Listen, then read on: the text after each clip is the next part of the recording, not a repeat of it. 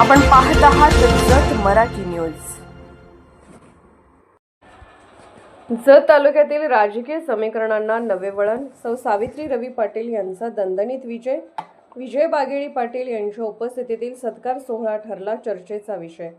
जत तालुक्यातील जाडर बोबलाद येथील जिल्हा परिषद गटाच्या निवडणुकीत राष्ट्रवादी काँग्रेसच्या अजित पवार गटाच्या नेत्या सौ सावित्री रवी पाटील यांनी प्रचंड मताधिक्याने विजय संपादन करत तालुक्यातील राजकीय समीकरणांना नवे वळण दिले आहे।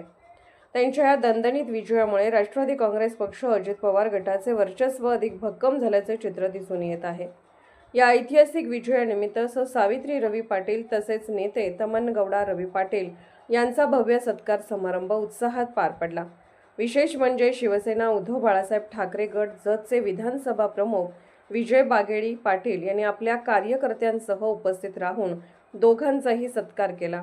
राजकीय मतभेद बाजूला ठेवत तालुक्याच्या सर्वांगीण विकासासाठी एकत्रित काम करण्याचा सकारात्मक संदेश या कार्यक्रमातून देण्यात आला। विजय बागेळी पाटील यांच्या हस्ते शाल, श्रीफळ व पुष्पगुच्छ देऊन सत्कार करण्यात आला। कार्यकर्त्यांच्या जोरदार घोषणांनी परिसर दणाणून गेला होता।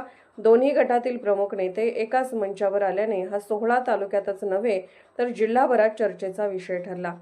या कार्यक्रमात शिवनगौडा पाटील, बसवराज पाटील, सोमू मठ गुरुजी, शिवसेना जिल्हा उपसंघटक रमेश कदम आदी मान्यवरांची प्रमुख उपस्थिती होती। त्यांच्या उपस्थितीमुळे कार्यक्रमाला अधिकच राजकीय महत्त्व प्राप्त झाले।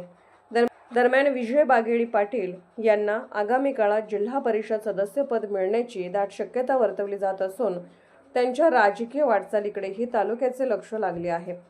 तमनगौडा रवी पाटील यांच्या नेतृत्वाखाली राष्ट्रवादी काँग्रेस अजित पवार गटने ग्रामीण भागात मजबूत संघटन उभारले असून मतदारांमध्ये वाढता पाठिंबा दिसून येत आहे।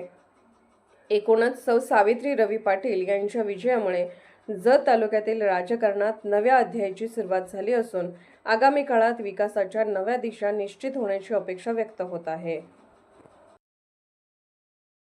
जत मराठी न्यूज चॅनलला लाईक करा, शेअर करा आणि सबस्क्राईब करा।